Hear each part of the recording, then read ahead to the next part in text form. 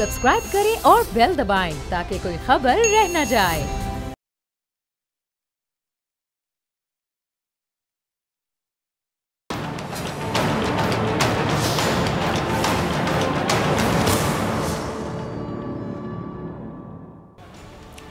अस्सलामुअलैकुम नाजरीन, मैं हूं डॉक्टर फिजा अकबर खान और मैं हूं पाकिस्तान और आप देख रहे हैं पाकिस्तान के सबसे बड़े न्यूज़ चैनल का नंबर 1 प्रोग्राम ऐसे नहीं चलेगा।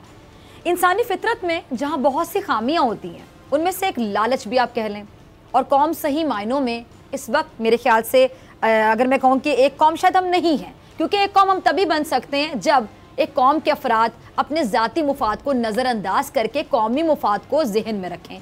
क्या आप रखते हैं? दिल पे हाथ रख के बताइए, क्योंकि यही एहसार और कुर्बानी भी कहलाता है जिससे हम सॉरी टू से दूर हैं। लेकिन क्योंकि लालच इंसान की फितरत में शामिल है, जिसकी वजह से कॉन्फ्लिक्ट ऑफ इंटरेस्ट का लफ्ज़ वजूद में आया। और ये आप सोचते होंगे कि कॉन्फ्लिक्ट ऑफ इंटरेस्ट आप सुनते बहुत हैं, दर हकीकत ये है क्या? ये हमारे माशरे में आपको हर जगह नज़र आएगा और इसका मतलब कौमी या मुल्की मुफादात पर ज़ाती मुफादात को तरजीह देना समझ लें। जब कोई भी फ़र्द पब्लिक ऑफिस होल्डर बनता है तो क्यों वो बिजनेस नहीं कर सकता? इसलिए कि कारोबार करने वाले शख्स को अगर पब्लिक ऑफिस होल्डर बना दिया जाए तो इस बात का अंदेशा रहता है कि वो अपने कारोबार को बढ़ाने के चक्कर में या अपना कारोबार बचाने की कोशिश में ऐसा फैसला कर सकता है जो कौम के मुफाद में ना हो। हमारे मुल्क में सियासत क्यों बदनाम हुई? इसी कॉन्फ्लिक्ट ऑफ इंटरेस्ट की वजह से।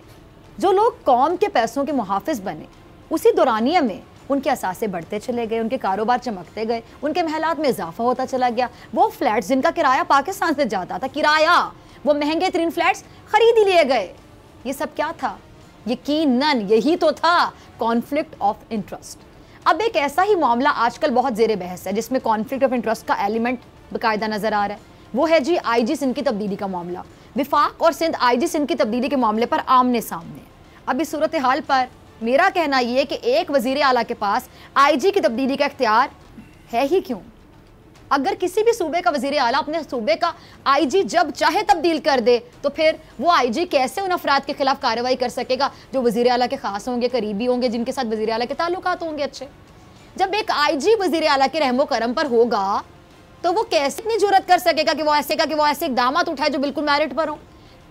क्योंकि हो सकता है कि मेरिट के मुताबिक इकदाम उठाने से वजीर आला या उनके करीबी या ख़ास लोगों की दिलआज़ारी होने का ख़तरा हो। अगर आप हमारे माशरे को देखें तो यहाँ ऐसा ही है। यहाँ जिस पर करप्शन का या किसी और जुर्म का इल्ज़ाम होता है वो बड़े बाप की औलाद होता है। यहाँ जो अवाम का पैसा चोरी करता है वह पकड़ा जाता है, उसका असर व रसूख ऊपर तक होता है।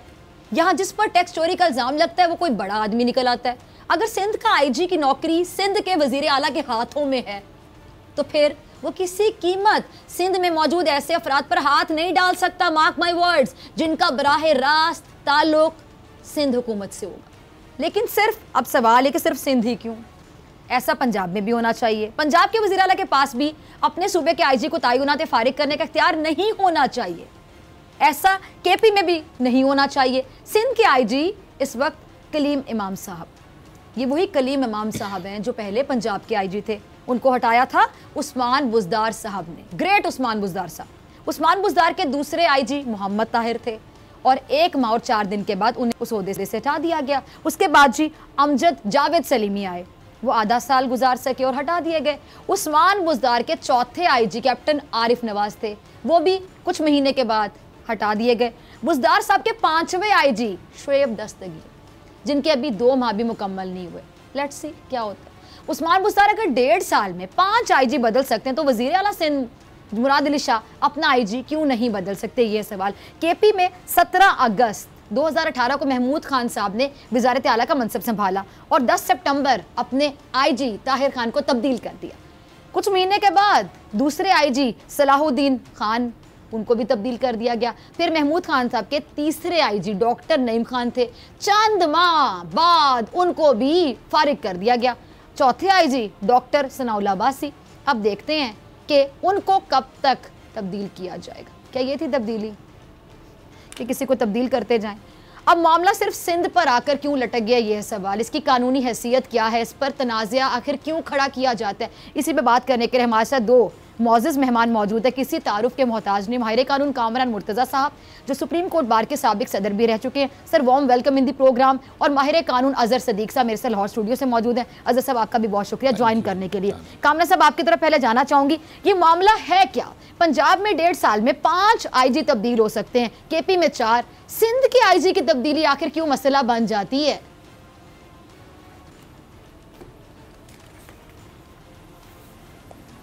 देखिए, पुलिस आर्डर 2002 जो है यहाँ पे एप्लीकेबल है और जो उसमें रेलेवेंट आर्टिकल्स हैं उसके 11 और 12 हैं। एक दफ़ा तो उसके बाद पुलिस आर्डर जो है ना इन्होंने इसको रिकॉल कर लिया था सिंध गवर्नमेंट ने, फिर 2019 में जो है ना दोबारा जो है उसको एप्लीकेबल कर दिया और उसमें फिर एक सब आर्टिकल कह लीजिए, सब सेक्शन कह लीजिए 12(2) जो है ना वो मौजूद है। अच्छा, एक चीज़ समझने के लिए कि ये टेनोर पोस्ट है 3 साल इसका, जब एक तो पहले पैनल बनता है और ये फेडरल गवर्नमेंट का इख्तियार है, वो पैनल जो है ना वो प्रोविंशियल गवर्नमेंट के सामने वो 3 लोगों का पैनल जाता है। सही। उसमें से एक जो है ना जो प्रोविंशियल गवर्नमेंट जो उसको पसंद हो वो उसमें एक लगा लें। जब लग जाता है तो फिर उसका जो टेनोर है वो 3 साल है। अब होता ये है कि यहाँ पे किसी सूबे में भी वो टेनोर पूरा नहीं हो रहा, और जो सिंध में जो कानून एप्लीकेबल है उसमें कंपेलिंग सरकमस्टांसेस में जो इन्होंने एक सेक्शन इंसर्ट की हुई है, उसमें जो इसको रिवाइव किया है उस पुलिस आर्डर को सिंध एक्ट 11/2019 के ज़रिए, उसमें एक सेक्शन 12(2) जो ना इन्होंने इंसर्ट की है और उसमें कहा है ये प्रोविंशियल उसमें वो है कि उन्होंने कहा कि जी रिकॉल हो सकता है और उसको जो ना रिपैट्रिएट कर सकते हैं IG को, मगर किस सूरत में? कंपेलिंग सरकमस्टांसेस में। अब वो कंपेलिंग सरकमस्टांसेस जो ना वो उनको बताने होते हैं कि वो कंपेलिंग सरकमस्टांसेस क्या हैं जिसमें किसी IG को आप जो ना रिपैट्रिएट कर रहे हैं या उसको रिकॉल कर रहे हैं। वो कंपेलिंग सरकमस्टांसेस जो ना वो कभी भी ना सिंध गवर्नमेंट के पास मौजूद है ना किसी और गवर्नमेंट्स के पास मौजूद थे। हमारी सारी तरक्की आज और इससे पहले की हुकूमतों में पोस्टिंग ट्रांसफर्स पे होती है, और जो कुछ भी होता है इसमें जितनी भी पॉलिटिक्स होती है, पॉलिटिक्स के अलावा जितना भी नेगेटिव पैदापना होती है वो भी सारी पोस्टिंग ट्रांसफर पे होती है। ठीक है। अजहर साहब आपकी तरफ आना चाहूँगे, आप कैसे देखते हैं इस मामले को? बाकी अगर हम तमाम सूबों की बात करें तो एक सूबे में आप 1.5 साल में 5 IG तब्दील करें, एक में 4 करें, फिर एक सूबे में जाके कॉन्फ्लिक्ट क्रिएट हो जाए कि आप एक पेज पर ही नहीं आ रहे, तो कन्फ्यूजन तो है ना। बड़ी ज़बरदस्त बात की और ऐसा ही है। वैसे हमारे यहाँ पंजाब के अंदर भी अब लफ्ज़ आप चुके आपने सारा पहले एक कॉन्फ्लिक्ट ऑफ इंटरेस्ट का कह दिया, वो एक prevention of conflict of interest act 2019 ये पंजाब गवर्नमेंट का एक क्रेडिट जाता है। नेशनल असेंबली में भी 2016 के अंदर एक कानून मौजूद है, लेकिन जो असल बात आप छेड़ रहे हैं वो बड़ी ज़बरदस्त बात है और सवाल बड़ा सीधा सा है कि एक हुकूमत, मैं मिसाल के तौर पर कहता हूँ, छोटी सी मिसाल ले लें।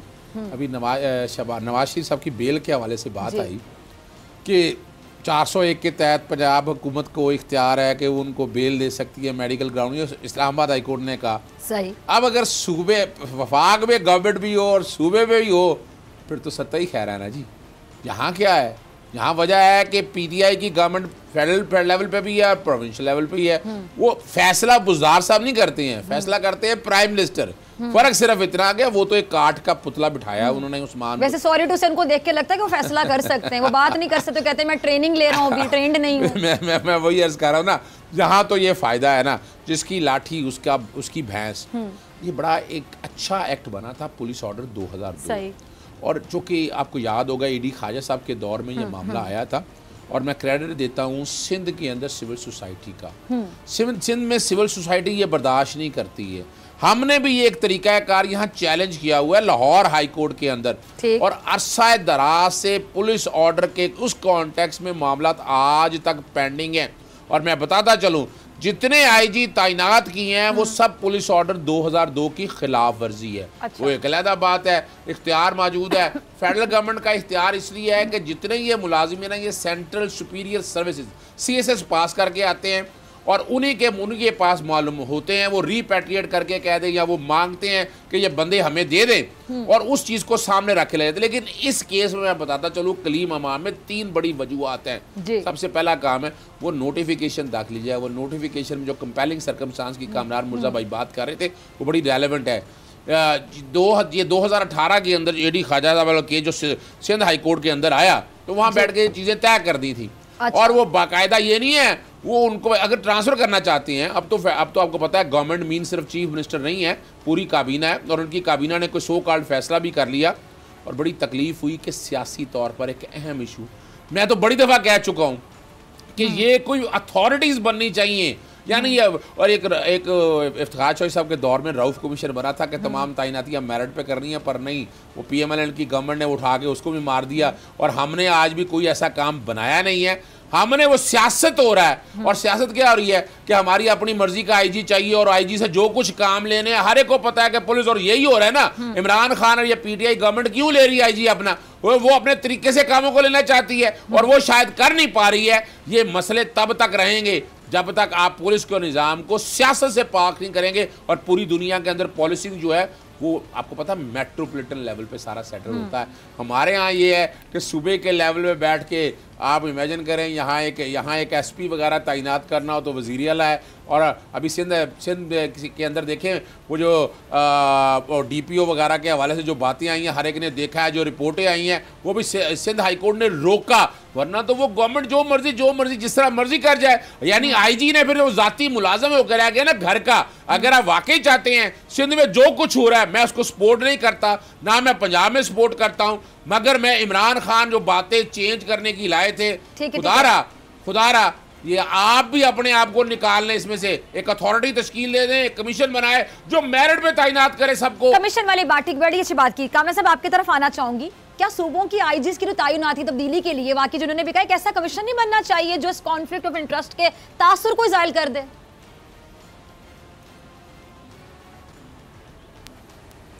उसमें एक प्रोविज़न है, इसमें सेफ्टी कमीशन की प्रोविज़न इसी पुलिस आर्डर में है, और उसमें पोस्टिंग ट्रांसफर के हवाले से उसकी इन्वॉल्वमेंट है भी, और उसको मज़ीद इम्प्रूव भी किया जा सकता है। और मसला पता क्या, मसला हमारे यहाँ नीयतों का है। हमारी नीयतें ठीक नहीं हैं। कानून सारे ठीक होते हैं अगर हमारी नीयतें ठीक हों। होता ये है कि IG जो है ना वो प्राइम मिनिस्टर की मर्जी से जा रहा है या CM की मर्जी से जा रहा है, इसकी शक्ल पसंद नहीं है, उसकी शक्ल अच्छी नहीं है, फलां की हरकतें अच्छी नहीं है, फलां कपड़े अच्छे नहीं पहनता, DPO वगैरह जो है ना वो MNA MPS की मर्जी से जा रहा है, तो हमने जो है ना डिप्टी कमिश्नर जो है ना वो MPS की मर्जी से जाते हैं। मेरिट नहीं है, हमने अपनी पसंद का अफसर अपने इलाके में तैनात कराना है और उससे अपनी पसंद के काम करवाने हैं, और वो उस वक्त तक जो है ना वो हमको अच्छा लगेगा, वो उस वक्त तक जो है ना एक्सेप्टेबल है जब तक हमारी बात मानता रहे। जी बस जिस दिन वो उसने बात माननी बंद कर दी, जिस दिन उसने हमारी डिक्टेशन पे चलना बंद कर दिया, फिर इसको ट्रांसफर करो, बस इससे हमारी जान छुड़ाओ, ये अच्छा आदमी नहीं है। ये है हमारी हरकतें। तो फिर अजहर साहब बड़ी अच्छी बात की कामरान साहब ने, मुझे बताएं कि फिर वो बंदा जो कि वाकई जी हुजूरी करने के लिए वहाँ बैठा हो, यानी आपने मेरिट ही बना दिया ना कि जी हुजूरी करें, तुम्हारी शक्ल नहीं पसंद, तुम मेरे आगे जी हुजूरी नहीं करे, फेवरेटिज्म भी है वहाँ पे, जो आपको नहीं पसंद, पर्सनल ग्रज है, तो फिर कोई इंसान अपने काम के साथ मुखलिस कैसे रह सकता है? अच्छा, उस जॉब पे रहते हुए फिर मुखलिस रह सकता है? सवाल ही पैदा नहीं होता। और जो जी हुजूरी नहीं करना चाहेगा तो वो रिजाइन देगा, उसको निकाल दिया जाएगा, खुड्डे लाइन लगा दिया जाएगा। आप अगर तारीख थोड़ी सी उठाकर देख लें, आपको पता है गवाल मंडी क्यों मशहूर था? जी, नवाज शरीफ ने आते ही सबसे काम आपको पता है क्या? वैसे मेरे ज़िम्मे जवाब क्या है, लाइटर नोट पे हलवा पूरी के लिए नाश्ते के लिए मशहूर है। अच्छा, बेसिकली गवाल मंडी इसलिए मशहूर है कि आपकी मैक्सिमम पुलिस जो है ना वहां से उठाकर भर्ती की, और उनमें से कई ऐसे हैं जो इस पोस्ट तक पहुंच चुके हैं, वो एक अलग इशू है, मैं उनमें नहीं जाना चाहता। मैं देखिए यहाँ जज सेफ्टी कमीशन की भी कामरान मिर्जा भाई ने जो बात उठाई है, ये लाहौर हाई कोर्ट में भी बात उठाई है, सेफ्टी कमीशन बात फिर वही आ गई है, सिर्फ आप एक एक महकमे में छोड़ दें, आपका हर महकमे के अंदर, यानी माजरत के साथ हर महकमे के अंदर अगर आप सियासत खत्म कर देंगे ना, बड़ी अच्छी बात की आप सोच नहीं सकते हैं। मिसाल का मैं भी मिसाल हूँ, चेयरमैन पैमरा अबसार आलम, आपको याद है, यानी PMLN गवर्नमेंट ने आते ही, यानी मैं इमरान पे रहूंगा क्योंकि ये रवायत पीपल्स पार्टी ने डाली हुई है, PMLN ने डाली है, और इसने कोशिश करके देख ली, इमरान ने ये भी उन रवायत में इसलिए चले, इन्हें काटल चलाने हैं ना सारे। अब वो जो एक IG जब लगाना है उस आईजी के जिम्मे पुराने दौरों में देखा है पुलिस मुकाबले होते रहे, बत्ते चलते रहे, जगहों पे कब्जे चलते रहे, प्लॉट खाली होते रहे। हम क्या क्या बताएं आपको कि जो रिकॉर्ड की चीजें हैं, अब वो सारा एक काम जो एक गैंग की शक्ल में लेकर चलते हैं। ये मामला इतना आसान नहीं है। यानी वो क्यों चाह रहे हैं कि वो इम्तियाज शेख के बारे में सिंध में आपने देख लिया, वो पुलिस ऑफिसर ने एक ऐसी रिपोर्ट लेके आए, उसने आग लगा दी और हम बैठे हुए हैं सियासत के चक्कर में। यहां मैं फिर गुजारिश करूंगा, ये इस तरह ये चलता रहना है। ये जो आएगा वो मैं अपने घर का जाती मुलाजिम बनाऊं। आपको वो पुलिस ऑर्डर 2002 वो कैटर नहीं कर पा रहा। सेफ्टी कमीशन आज तक तो देखे वो कमीशन मुकम्मल नहीं हो सका, लेकिन वो कमीशन तैनातियों के कॉन्टेक्स्ट में नहीं है। हाँ। तैनातियों के कॉन्टेक्स्ट के हवाले से फिर इख्तियार देखें, आपने तो दिया हुआ है गवर्नमेंट को, अब गवर्नमेंट को इख्तियार दें आप। लेकिन जैसे 3 नाम दे दिए, 3 नाम चूज कर लिए, उसमें से एक लगा दें, यानी ये क्या मजाक हो रहा है भाई? किसने चूज किए हैं? क्या यानी क्या कोई चले मान लें, यूं ले लें, चले किसी पार्लियामेंट्री कमेटी के सामने चले पेश हो जाए, पंजाब असेंबली के सामने पेश हो जाए, भाई उसका इंटरव्यू कर लें, भाई वो कौन करेगा? उस्मान बुजदार कर रहा होगा आईजी का इंटरव्यू। मैं तो हैरान हो रहा हूं कि यहाँ बैठ के या मुराद साहब कर रहे होंगे, भाई वो तो बैठ के या तो बिलावल साहब ने देखे हैं या इमरान खान ने देखे हैं। वो तो बेचारे पोस्ट ऑफिस हैं जो ठप्पे लगाने के लिए यहाँ पर बैठे हुए हैं। ये मसले ऐसे नहीं सेटल होने, लॉ में कमियां बहुत ज्यादा है, लेकिन उससे ज्यादा खतरनाक काम जो है ना, एक जजमेंट आई थी, मैं वो जिक्र इसलिए कर रहा हूँ कि वो अपॉइंटमेंट के हवाले से जजमेंट आई थी, और उस वक्त के जो अटॉर्नी जनरल साहब थे नवाज शरीफ साहब, उन्होंने दरखास्त दे के वो जजमेंट को नलीफाई करा दिया था। वरना अगर वो रऊफ कमीशन के नाम से मशहूर है, वो बाकायदा सुप्रीम कोर्ट है और यही गई थी। मैंने पैमरा की मिसाल बताई, नेपरा ले लें, ओगरा ले लें, ये जो भी कंपनियों का अगर आप जो कच्चा चटा खोलें तो आपके सामने है, वो सिफारिशें कोई मेरिट नहीं है। गुड गवर्नेंस तब आएगी जिस दिन हम मेरिट लेकर आएंगे। ठीक है जी, आपने सही बात की। यहीं से मैं गुफ्तगू को आगे बढ़ाऊंगी। कामना साहब आपकी तरफ आना, जो कि कोई भी मामला भी देख लेना, बाकी रवैये जो हैं वो भी अजीबोगरीब से देखे जाते हैं। For example public account committee की सरबराही का मामला हो, इलेक्शन कमीशन के अरकान चेयरमैन की तकरूरी का मामला, या फिर आईजी सिंध का तबादला। अब सिंपल सवाल ये कि मामूल की भी चीज़ों पर हमारे यहाँ हम देखते हैं कि हंगामा ही खड़ा हो जाता है, सब एक पेज पर होते ही नहीं है। क्या वजह नजर आती है आपको? बाकी आपके वाली बात की नीयत खराब है।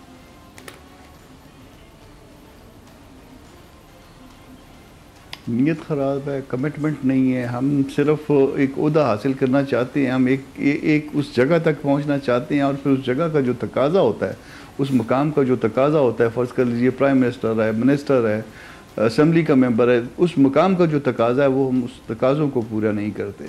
हम उसको बल्कि इस हद तक हम छोटे हो गए हैं कि हमने इस पॉलिटिक्स को हमने प्रोफेशन के तौर पे इख्तियार किया हुआ। और जब आप पॉलिटिक्स को गो की खिदमत है, और ख़िदमत की जगह पे आप पेशे के तौर पे जब इसको ले लेंगे तो फिर ज़ाहिर है उसमें नफ़े और नुकसान की बात करेंगे। फिर आप ये देखेंगे कि आपने क्या इन्वेस्ट करके आप आए थे और क्या आपने उसमें इन्वेस्टमेंट के बाद जो है ना वो कितना कमाया। और इस वक्त जो है ना ये जो पॉलिटिक्स है, इसको जिन्होंने प्रोफेशन के तौर पे इख्तियार किया हुआ है, वो तो मेरा ख्याल है कि किसी भी बिज़नेस में, पाकिस्तान का कोई भी कारोबार, इवन गैर कानूनी कारोबारों से ज़्यादा जो है ना ये यहाँ पे कमाया जा रहा है पैसा। और जब आप पैसे कमाएंगे उसके ऊपर, और वो पैसे भी, और तो हमारे पास कोई मुल्क के पास वसाइल नहीं है। हम सारी जो हमारा जो पैसा कमाने का जो सारा अमल होता है वो ये पोस्टिंग ट्रांसफर्स पे होता है। उसको उस एक्शन को वहाँ से निकाला, उस SDO को वहाँ पे लगाया, उस चीफ इंजीनियर को दूसरी जगह पे लगाया, फिर ये सारा कुछ जो है ना एक अजीब जो है ना वो हमने जो है ना शैतानी चक्कर जो है चलाया हुआ है। और उस शैतानी चक्कर के नतीजे में पाकिस्तान जो है ना वो तरक्की नहीं कर पा रहा, वो वापस पीछे की तरफ जा रहा है। ये पहली गवर्नमेंट में भी था, ये आज की गवर्नमेंट में भी है। जब से पाकिस्तान बना है यही हरकतें हो रही हैं, और हर रोज़ हर आने वाले दिन में ये हरकतें जो है ना वो हमारी बढ़ रही हैं। ठीक है जी। अच्छा जी, ऐसे सब आपकी तरफ आऊँगी। सईद गनी कहते हैं कि जी IG की तब्दीली की वजह यह कि वो सूबे में अमन व अमान कायम नहीं रख सके थे। कोई भी केस हो, दुआ मंगी, बिस्मा के अगवा का मामला, उनका किरदार गैर फाल नजर आया।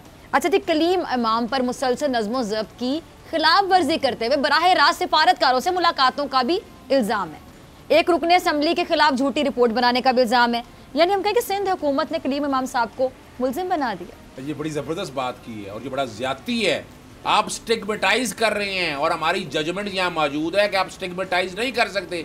और इसीलिए वो सिंध हाई कोर्ट की जो जजमेंट है, जो बाकायदा रिपोर्टेड है बाकायदा, और उसके अंदर 2018 के अंदर जस्टिस मुनीब अख्तर साहब थे, आजकल वो सुप्रीम कोर्ट के जज हैं और बहुत खूबसूरत मोती प्रो हैं। और उसके अंदर ये है, यानी इन्होंने बदलना है ना, ये पहले उसको नोटिस दें, यानी आपने जो एलिगेशन लगा के और नोटिफाई कर दिया है, उस नोटिफाई को आप यानी उसको पुलिस ऑर्डर 2 के तहत आपको जस्टिफाई करना है, मौका देना है पर्सनल हियरिंग का। अगर वो खुद नहीं आना चाहते तो वो किसी और को भेज सकते हैं। यहाँ आज भी मैं कह रहा हूँ कि वहाँ मुझे बड़ी उम्मीद है सिंध की आवाम के साथ कि ये इमरान खान और ये गठजोड़ जो आपस में चल रहा है ना, कहीं एनआरओ की बातें सुन रहे हैं, लेकिन अब लग यही रहा है कि कहीं ना कहीं एनआरओ की आवाज़ें आ रही हैं और ये हो यही कुछ रहा है कि वहाँ बैठ गए। नहीं, वो अगर गए हैं मिलने के लिए, अच्छी है, बात सुननी है। मेरिट की बात करें, इमरान खान साहब आप प्राइम मिनिस्टर ऑफ पाकिस्तान हैं, यहाँ फौरी तौर पर क्या चाहिए कि ये सिंध हाईकोर्ट में मामला चैलेंज हो। और मैं आपको बता दूं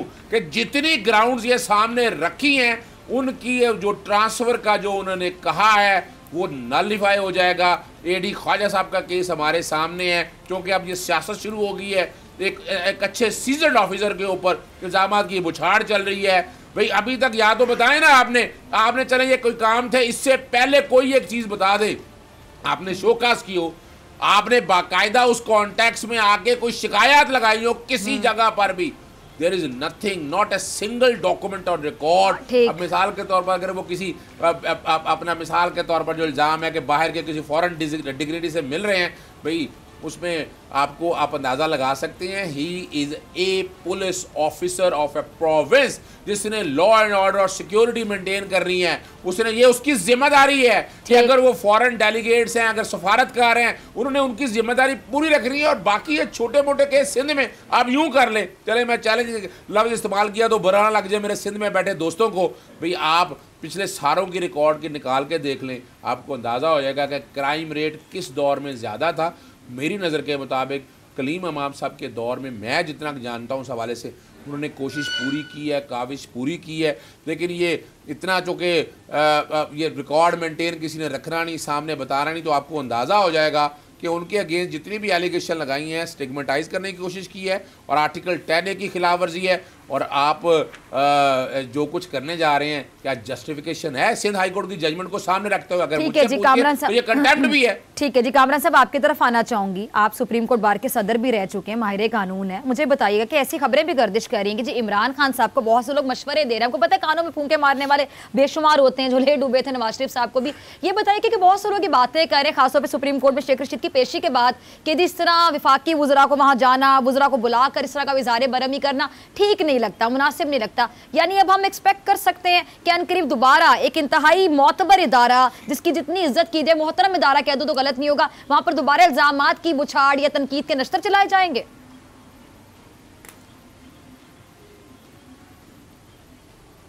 देखिए होता पता क्या है, जिस वक्त गवर्नमेंट्स डिलीवर नहीं कर पाती तो फिर वो दूसरे अदारों पे इल्ज़ामात लगाने शुरू कर देती हैं कि जी वहाँ हम गए थे, हमारी बेइज्जती हुई थी। भैया आपने डिलीवर नहीं किया इसलिए आपकी बेइज्जती होती है। आप डिलीवर करिए, आपकी लोग इज्जत करेंगे, आपके पाँव धो धो के पियेंगे। अब वो कोई हनीमून पीरियड तो नहीं रहा ना, 18 महीने हो गए, 1.5 साल गुजर गया। 1.5 साल के बाद चलो आपने 100% कोई रिजल्ट कोई नहीं दे सकता, कोई 10% रिजल्ट तो आता ना, कल से हालात अच्छे हो गए होते, 10% 5% अच्छे हो गए होते। मगर यहाँ तो जो है ना वो मुसलसल ख़राब हुए जा रहे हैं। और फिर वो जो बातें जो दूसरों के बारे में आप कहते थे, जो तनकीदें आप दूसरों के बारे में करते थे कि अगर ऐसा होता तो हम होते तो हम ये कर देते, हम होते तो हम ये कर देते, वो सारे ज़्यादा जो है ना वो ख़राबियाँ आपके दौर में पैदा हो रही हैं, वो और उसको जो है ना आप जस्टिफाई नहीं कर पा रहे हैं।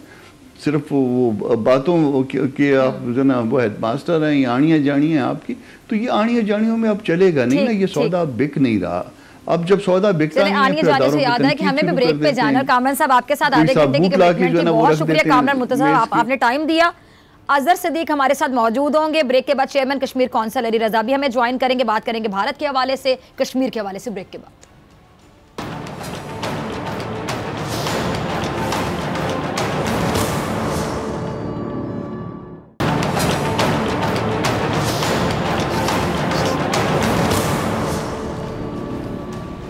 वेलकम बैक नाज़रीन, आप देख रहे हैं ऐसे नहीं चलेगा, मैं हूं आपके साथ डॉक्टर फिजा अकबर खान। भारत में अगर हम बात करें कि मुसलमानों के खिलाफ जो कानून साजी की गई, उस पर भारतीय मुसलमान सरापा एहतजाज हैं, लेकिन यूरोपीय यूनियन ने भी इस कानून साजी के खिलाफ एक करारदाद जमा होने के करीब है। अब आप सोच रहे होंगे करारदाद है क्या और क्यों जमा कराई जा रही है, कौन करवा रहा है और इससे भारत को, अब मेन सवाल ये कि भारत को क्या नुकसान होगा या कितना नुकसान होगा, इस पर बात करेंगे। हमारे साथ मौजूद है चेयरमैन कश्मीर काउंसिल अली रजा साहब। अली साहब वार्म वेलकम। और अजहर सिद्दीक साहब भी हमारे साथ मौजूद हैं। अली साहब पहले आपकी तरफ आना चाहूंगी, जानना चाहेंगे तमाम नाजरीन जो देख रहे हैं ऐसे नहीं चलेगा कि ये करारदाद है क्या और जमा कौन करवा रहा है। देखिए ये करारदाद जो है ये हैं यूरोपियन पार्लियामेंट के अंदर पॉलिटिकल ग्रुप, टोटल ग्रुप हैं 8 और उनमें से जो 6 ग्रुप हैं जिसमें सबसे बड़ा ग्रुप जो है EPP का है, SND का है, ग्रीन है, नॉर्डिक अलायंस है और इस तरह ये 6 ग्रुप जो हैं ये इन्होंने, इनके जो मेंबरान हैं उन्होंने मिल के ये करारदाद पेश किया है और इसको जो लीड कर रहे हैं वो शफक मोहम्मद साहब है, पाकिस्तानी ओरिजिन के, ब्रिटिश MEP और उनके साथी। ठीक है, उनका तल्लक है न्यू जो लिब डेम से हैं।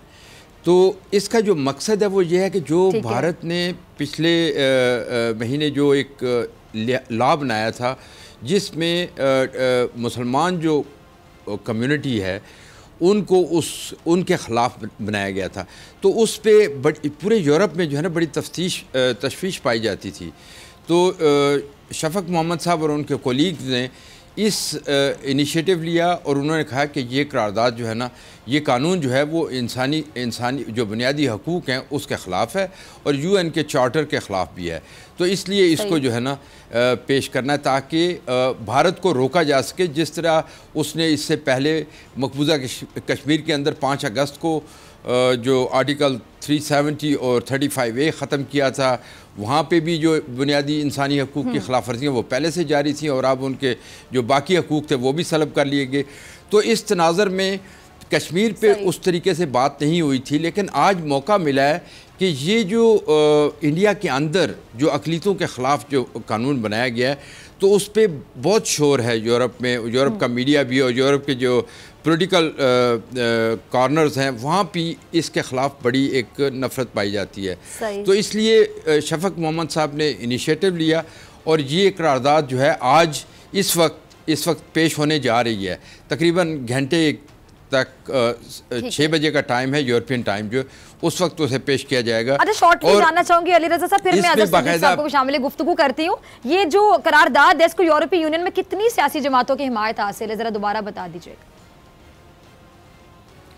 इसको यूरोपियन पार्लियामेंट के अंदर 8 ग्रुप हैं, पॉलिटिकल ग्रुप, जिनमें 6 ग्रुपों की हमायत हासिल है। ठीक है, जो 6 ग्रुपों में भी 2 बहुत बड़े ग्रुप हैं जो SND और EPP। ठीक है,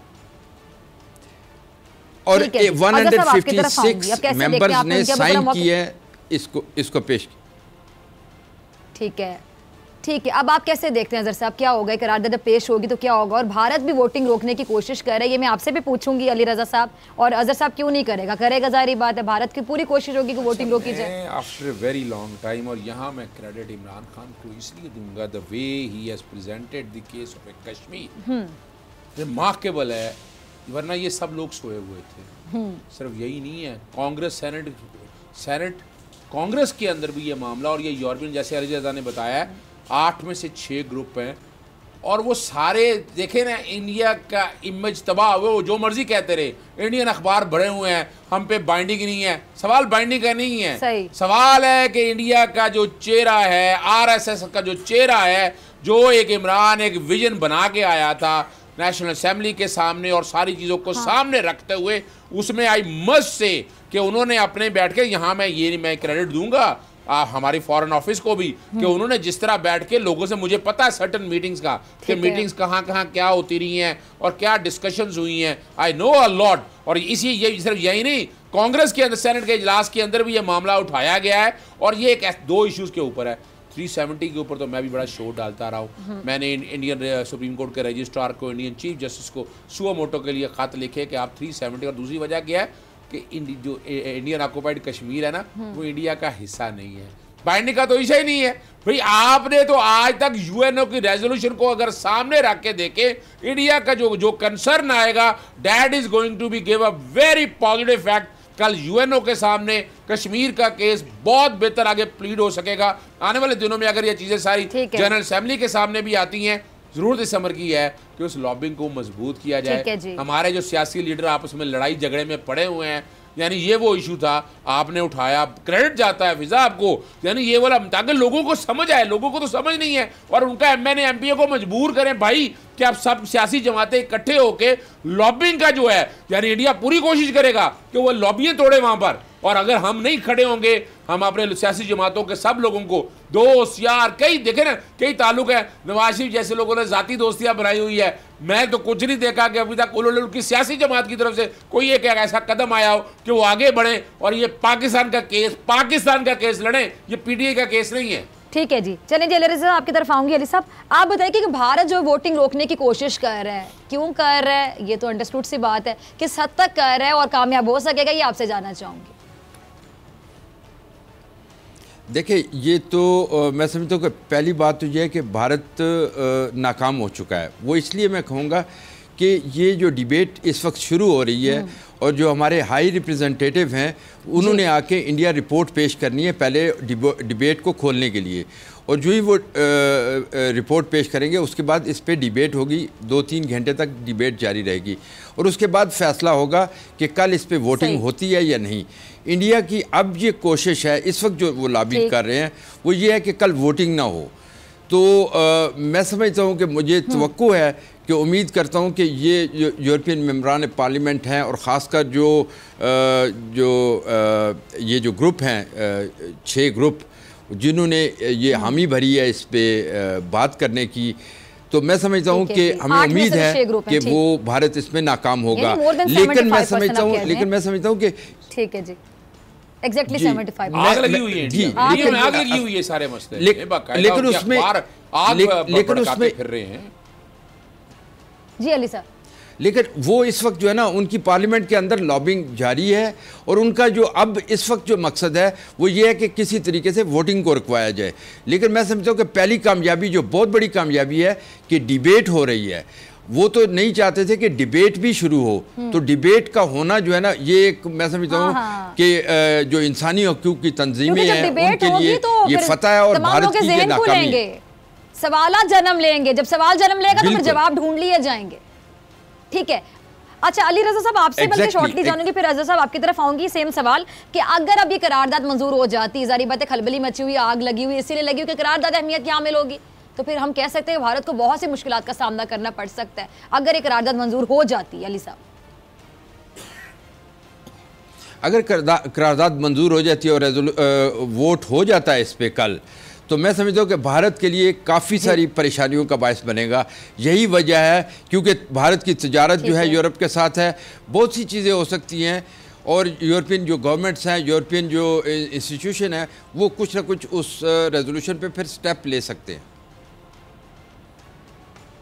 ठीक है जी, साहब आपसे भी जानना चाहूंगी कि अगर करारदाद मंजूर हो जाती है तो फिर वो जिसे कहते हैं आफ्टर शॉक्स तो भारत के लिए क्या होंगे जिनका भारत को सामना करना पड़ेगा ज़लज़ले के बाद एक आफ्टर शॉक्स। बिल्कुल, मैं ये लफ्ज़ देखे ना, मैं अभी इंडियन अखबार में पढ़ने लगा हूँ, India does not have reason to worry on that account, not binding on layer, लेकिन आगे लफ्ज़ क्या कहते हैं, but what should worry India is dead, this further damage India's image abroad as a secular liberal an egalitarian society that does not discriminate on the basis of a religion। ये उनके अपने अखबार कह रहे हैं।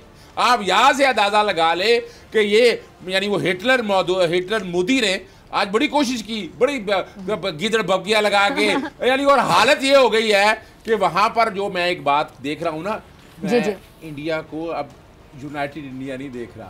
आप भूल जाएं, दिन आ गए हैं और ये चीजें जा रही हैं उस तरफ कि उनकी ग्रेप, उन्होंने खरबों रुपया, $बिलियन लगाया उन्होंने वहां बैठ के अपने बिजनेसमैनों को इस्तेमाल करके लॉबीज बनाने में। लेकिन हम तो शायद लगता है हमारी किस्मत अच्छी है कि हम इस तरीके को और बड़े आसान तरीके से जिस तरह केस प्लीड किया है, और अभी आजकल इमरान खान उस तरह से या गवर्नमेंट इसको प्लीड नहीं कर रही है। ठीक है जी, चलिए इमरान खान, हाँ इमरान खान साहब और भी तमाम चीजों को कैसे हैंडल करेंगे, ब्रेक के बाद हम बात करेंगे। अली रज़ा साहब आपका बहुत शुक्रिया ज्वाइन करने के लिए। ब्रेक के बाद अजहर सिद्दीक साहब हमारे साथ ही होंगे और आपके हम नाम सदीक जान भी हमारे साथ होंगे, खुसूसी नुमाइंदे। और खबर ये होगी कि जी इमरान खान साहब को कौन कौन क्या क्या मशवरे दे रहे हैं। मैं तो अपनी ज़बान में कहूँगी, अपने अंदाज में, कि इमरान खान साहब के कानों में फूंकें किस किस तरह से, किस किस अंदाज से मारी जा रही हैं, असर होगा या नहीं होगा, ब्रेक के बाद बात करें।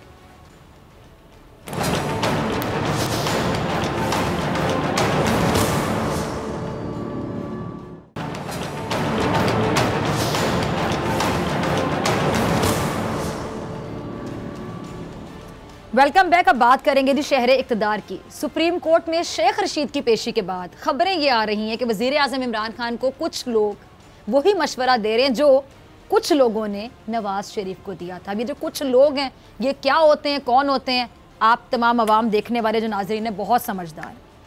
इमरान खान को ये कहा जा रहा है कि वज़रा को बुलाकर इस तरह इजहार बरहमी करना ठीक नहीं है खान साहब। यानी क्या हम अनकरीब अब सुप्रीम कोर्ट जैसे मोहतरम इदारे पर तनकीद सुनने के लिए तैयार हो जाएं, और अगर मैं को दोबारा तनकीद तो गलत नहीं होगा क्योंकि पहले भी ये सब कुछ होता रहा, या फिर इमरान खान साहब इस बार एक नया ट्रेंड सेट करेंगे और वो ऐसे वजीरों की बातों पर कान नहीं धरेंगे और ऐसे वजीरों को कहेंगे वो जाओ, जो मैं क्या कहती हूँ, खुडे लाइन, कि सुप्रीम कोर्ट का एहतराम कभी भी डिस्टर्ब नहीं होगा, तुम लोग खुडे लाइन हो जाओ। अभी मामला है क्या, ये जानने की कोशिश करेंगे हमारे खुसूसी नुमाइंदे सदीक जान से। फिर अजहर सिद्दीकी साहब आपकी तरफ भी आऊँगी। सदीक बताइएगा जी, अब इमरान खान साहब को मैं तो सिंपल सवाल पूछूंगी, मशवरे दे कौन रहा है, कोई दो चार नाम ब्रेक कर दें। देखें, बात यह है कि इमरान खान साहब के ज़ाहिर है करीब कुछ लोग ऐसे हैं जिनको ये लगता है कि वो अपनी कारकर्दगी तो बेहतर नहीं बनाएंगे, लेकिन उनकी कारकर्दगी पर सवाल उठाने वाले इदारों को ज़रूर टाइट करने की कोशिश की जाए। लेकिन ये बात इनको जहन में रखनी चाहिए कि मुस्लिम लीग नून के 3 रहनुमा जो हैं वो सुप्रीम कोर्ट से तौहीन अदालत में ही नाअहल हुए थे, और कोई भी हुकूमत हो जब वो सुप्रीम कोर्ट के साथ महाजरे की उसमें आती है, महाजरे करती है, तो फिर उस हुकूमत के लिए मुश्किलात बहुत ज़्यादा बढ़ जाती हैं। और देखें, सुप्रीम कोर्ट जो है वो अगर हम देखते हैं गुलजार साहब, कल जैसे गुलजार साहब ने बहुत सारे इशूज़ पे बात की थी और हमने तो सब इशूज़ पे बात की थी अपने प्रोग्राम में कि क्या क्या उन्होंने चीज़ें की, चाहे वो नैब की थी, सिंध हुकूमत की थी, ब्यूरोक्रेसी की थी, या रेलवे की थी। रेलवे का भी हमने बताया कि वो तो ऑडिट रिपोर्ट ही मुस्लिम लीग नून के दौर की थी, लेकिन इस वक्त जो कारकर्दगी है उसके ऊपर भी ज़ाहिर है सुप्रीम कोर्ट ने सवाल उठाए। लेकिन देखें, बात यह है कि सुप्रीम कोर्ट उस वक्त सवाल उठाती है जब सुप्रीम कोर्ट को लगता है कि कहीं पे काम ठीक नहीं हो रहा। और आप ये देखें कि सुप्रीम कोर्ट ये नहीं होता कि जो भी हुकूमती कोई ज़िम्मेदार आएगा तो उसके ऊपर इज़हार बरहमी होगा। आज अगर मैं आपको बताऊँ, शबर ज़ैदी साहब आए, चेयरमैन FBR, वो अदालत में पेश हुए। केस के अंदर एक फ्रॉड हुआ था पिछले दौर हुकूमत में, FBR में वो केस लगा हुआ था। शबर ज़ैदी साहब पेश हुए, शबर ज़ैदी साहब रोस्टरम पर खड़े हुए थे, लेकिन उनको chief justice of Pakistan justice Gulzar साहब ने कहा कि शबर ज़ैदी साहब आप तशरीफ़ रखिए, अगर आपकी ज़रूरत पड़ी तो हम आपको बुला लेंगे। अदालत का मकसद हरगिज़ ये नहीं होता कि उन्होंने हर जो है वो ब्यूरोक्रेट की कोई तज़हीक करनी है, उसकी डांट टपट करनी है, लेकिन अदालत हर उस जगह के ऊपर जहाँ पर अदालत को लगता है कि अवामी मफाद का मामला है और वहाँ पे अदालत इंटरफेयर करती है, और जस्टिस गुलजार साहब भी नज़र यही आ रहा है कि इसी तरह करेंगे। और आप पीछे देखें साकिब निसार साहब के दौर में, साकिब निसार साहब को भी इसलिए बहुत ज़्यादा उसको नोटिस लेने पड़े थे, सदीक साहब हमारे साथ हैं तो वो भी बता सकेंगे कि इसलिए बहुत ज़्यादा नोटिस लिए थे कि उस वक्त नून लीग की पूरी जो काबीना थी उनका टोटल जो फोकस था वो एक ही चीज़ पे था, वो था शरीफ खानदान का दिफा, क्योंकि पनामा आ चुका था, फिर नवाज शरीफ का केस चलता रहा, सारी काबीना, इतने काबीना के इजलास नहीं हुए थे जितनी मरतबा पूरी काबीना जो है वो सुप्रीम कोर्ट में, और उसके बाद जब नवाज शरीफ नायल हुए और शाहिद खान अब्बासी वज़ीर आज़म बने और हिसाब अदालत में केस चल रहा था, तो वहाँ पर जितनी पेशियाँ अटेंड की इन्होंने नवाज शरीफ के साथ जाके पूरी काबीना ने, इतने वफाकी काबीना के इजलास नहीं हुए थे। तो जब अवामी इशूज़ पर हुकूमतों का उस तरह से एक तवज्जो नज़र नहीं आती, फिर सुप्रीम कोर्ट इस तरह के मामलों को टेकअप करती है। इसका मकसद हरगिज़ सुप्रीम कोर्ट का ये नहीं होता कि किसी की खामखा में तज़हीक करनी है, खामखा में इंटरफेयर करना है। हाँ, वो जो जुडिशल एक्टिविज़म जो इफ्तिखार चौधरी साहब वाला था वो ज़ाहिर नहीं होना चाहिए, जिसमें बड़े बड़े कॉन्ट्रैक्ट्स उन्होंने कैंसिल किए और बाद में पाकिस्तान को अरबों डॉलर का जो है वो टीका लगा। ठीक है जी, हमारे कानून अजहर सदीक साहब भी हमारे साथ मौजूद हैं। अजहर साहब आपकी तरफ आना चाहूँगी, सदीक की स्टोरी आपने सुनी। सदीक, वैसे मैं ऑन एयर बताना चाहूँगी, अजहर साहब आपकी बहुत तारीफ कर रहे थे कि बड़ा मेहनती बच्चा है, ये कह रहे थे आपके बारे में। चलें जी, सदीक जान की स्टोरी आपने सुनी और अब मैं आपसे इसका एनालिसिस चाहूँगी, आप कैसे देखते हैं? देखिए, मैं एक बात अर्ज करता चलूँ, मैं तो बड़ा स्टांच सपोर्टर हूँ जुडिशल एक्टिविज़म का, और मेरी एक NGO का नाम भी जुडिशल एक्टिविज़म पैनल है, और अभी लाहौर हाई कोर्ट में आप रोज़ाना खबरें सुन रहे हैं, और क्रेडिट जाता है हमारे यहाँ के चीफ जस्टिस मामूर रशीद शेख साहब को कि छोटे से अरसे में आके माहौलियत वाला इशू, दरख्त काटने रोके हैं, आटे का बहरान, चीनी का बहरान, इंसिनरेटर्स काम नहीं कर रहे थे अस्पतालों में, बूढ़े हमारे मरीजों के लिए यानी जेरियाट्रिक मेडिसिन के हवाले से और पैलेटिव केयर के हवाले से वो चीज़ें सारी उठाई हैं। और मैं इसमें सियासतदानों को बड़ी कहते पंजाबी में पीड़ थी, देखे ना बड़ी पीड़ थी। और मैं हैरान हूं कि इमरान खान साहब के लफ्ज मुझे अच्छा इसलिए नहीं लगा कि वो तारीफ करते रहे हैं जुडिशल एक्टिविज्म की, बिल्कुल, और वो इसलिए कि आर्टिकल 199 और 184(3) पढ़ लें, एनफोर्समेंट ऑफ फंडामेंटल राइट की बात है। तो अब क्या हुआ फिर? देखो ना, मैं तो हैरान हो रहा हूं इस बात पे, यानी उन्होंने ये बैठ के बात। और मैं एक बात बता दूं, साहब ऑन अ लाइटर नोट, इसी को हम तब्दीली तो नहीं कहेंगे? देखिए ना, मुझे बड़ी राय तब्दील हो जाना, यू टर्न लेने तब्दीली है ना। मुझे अब ये आया कि असल में वो कुर्सी का मजा ऐसा है, जिस कुर्सी पर जाकर बैठ गए हैं ना, मैं तो हैरान हो रहा, यह हकीकत है। यानी इमरान खान आज भी सोचे बनी गाला ही बैठे हैं। जिस दिन उन्होंने ये सोचा वो बनी गाला बैठे हुए हैं, तो वो अवाम की नजरों में लीडर रहेगा। आज वो हुक्मरान बन गया है। आज जो बातें मैंने कल से सुनी है इमरान खान, मैं बड़ा डिसअपॉइंट इस कॉन्टेक्स्ट में आऊँ कि मुझे बड़ी उम्मीद थी, और ये बड़ी देर की मेहरबान आते आते हमारे जस्टिस आसिफ सईद खोसा साहब ने कोई आज खुद नोटिस नहीं लिया। मुझे इख्तलाफात रहे उन पे, जस्टिस काजी फायजी साहब पिटीशन मेल लगा ली उन्होंने COS के हवाले से, यानी कैसे कंट्रोवर्शियल मामला उठा ले। लेकिन जस्टिस गुलजार साहब के हवाले से मैं इस तरह उम्मीद रखता हूँ कि ये एक्टिविज्म करते रहे हैं। कराची में आज चाइना कटिंग देख लें आप, आज सर्कुलर रेल अगर बहाल हो रही है, वहाँ से बिल बोर्ड गायब हो गए, वहाँ तो नज़र ही कुछ नहीं आता था। ये क्रेडिट जस्टिस गुलजार साहब को जाता है, चीफ जस्टिस हमारे गुलजार साहब को जाता है। और मैं बड़ी देर से मैं इंतजार कर रहा था, मैंने लफ्ज़ इसलिए किया बड़ी देर की, यानी ये गवर्नमेंट और ब्यूरोक्रेट देखे ना, इमरान खान तो आज ब्यूरोक्रेट के हाथों पर वो अपने हाईजैक हो गए, वो तो आज मुलाजिम बन गए उनके, लफ्ज़ इस्तेमाल कर रहा हूँ, मुलाजिम बन गए उनके, कि वो नैब के हवाले से ठीक है, किसी हवाले से बिजनेसमैन के हवाले से अच्छी अमेंडमेंट है, लेकिन उन्होंने वो भी आप उन्हीं की बातों में चकरा गए। और आपका सियासतदान किसी से अगर डरता है ना तो वो अदालतों से है। आज यहाँ लाहौर हाईकोर्ट में मिनिस्टर की बात कर रहे हैं, आज वजीर सेहत पंजाब डॉक्टर यास्मीन राशिद लाहौर हाईकोर्ट में पेश हुई थी, और वो क्या बात थी, वो एनफोर्समेंट ऑफ फंडामेंटल, अदालतें आंखें वैसे बंद कर लें सारे मसले में। और मैं गुजारिश करूंगा, मैं जनाब chief justice Pakistan justice Gulzar साहब से गुजारिश करूंगा कि खुदारा आज खुद नोटिस लें जुडिशल एक्टिविज्म के बगैर। यहाँ पाकिस्तान के अंदर बुनियादी हक का तहफ़्फ़ुज़ नहीं फराहम हो सकता। यहाँ पर सियासतदान किस कीड़े मकोड़े समझते हैं आपको, आटे का बहरान देख लें, चीनी का बहरान देख लें, ये हमने उठाए हैं, ये मामले लाहौर हाई कोर्ट से हम उठा कर गए हैं। और इतनी तकलीफ दे इमरान खान बातें बड़ी करते हैं माफिया को, वो कोई एक माफिया का नाम ले दिया है, कोई एक माफिया सामने ले आए हैं। कम से कम अदालतें अगर कर रही हैं तो अदालतों में कोऑपरेट करें। आप कुछ नहीं कर सकेंगे, ये अदालतें लाएंगी, आपको बताएंगी कौन से माफिया है और रोकेंगी उनको, आप नहीं रोक सकेंगे। अच्छा चलें सदीक, एक माफिया तो उनके इर्द गिर्द भी काम करे जो कानों में फूंके मारता रहता है। अब ऐसा जो माफिया है उसके खिलाफ एक्शन कब लेंगे? और मैं तो ओपन वर्ड्स में कहूंगी जो अदालतों के खिलाफ मशवरे दे रहे हैं ना खान साहब को, वो भी किसी माफिया से कम नहीं है। क्या उनके खिलाफ खान साहब कोई कार्रवाई करेंगे?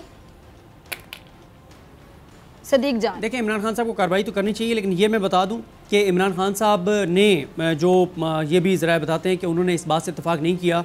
और जैसे अजहर सिद्दीकी एडवोकेट साहब ने कहा कि हमेशा वो इमरान खान साहब जुडिशल एक्टिविज्म की तारीफ़ करते रहे, तो मेरा नहीं ख्याल कि इमरान खान जो है वो अदलिया के साथ मुहाज़रे की पोजीशन में जाएंगे या तनकीद करेंगे। तो और अगर ये करेंगे तो ये इस हुकूमत की एक और बहुत मैं कहूँगा कि अहमकाना हरकत होगी कि अगर ये अदलिया के साथ मुहाज़रा ही करते हैं तो फिर आने वाले दिन इस हुकूमत के लिए बहुत टफ होंगे। तो जैसे जो मशवरे दे रहे हैं खान साहब को, ऐसे वो बड़े सगे हैं इमरान खान साहब के, अपने ही गिराते हैं नशेमन पे बिजलियां। वो दुश्मन है इमरान खान के, और इमरान खान के साथ क्या हाल करेंगे आने वाला वक्त बताएगा वो। सदीक, मैं तुम जो कि जितने काम कर रहे हो, जितनी तुम्हारी तजर्बा है, जो बातें कर रहे हो, ये कम से कम आपने ये बातें उनको समझानी चाहिए। जिस कॉन्टेक्स्ट में भी खुदारा इस मुल्क को आगे इस तरह लेके जाएंगे, ये जुडिशल एक्टिविज्म के अलावा आपको इतना अर्सा हो गया यहाँ काम करते हुए, और आपने देखा है हर दौर जस्टिस साकिब निसार साहब ने जितना तारीख में काम कर दिया है, आज वो साबित हो रहा है कि उसके अलावा ये गवर्नमेंटें नहीं चल सकती हैं एक्टिविज्म के अलावा। चले जी, प्रोग्राम का वक्त भी खत्म हो गया। सदीक जान और अजहर सिद्दीक साहब, आप दोनों का बहुत शुक्रिया। डॉक्टर फिजा अकबर खान को दीजिए इजाजत, आपसे मुलाकात होगी इंशाल्लाह कल सेम टाइम सेम चैनल। अगर जिंदगी ने वफा की, दुआ में याद रखिएगा, अपना ढेर सारा ख्याल रखिएगा। अल्लाह ने के बाद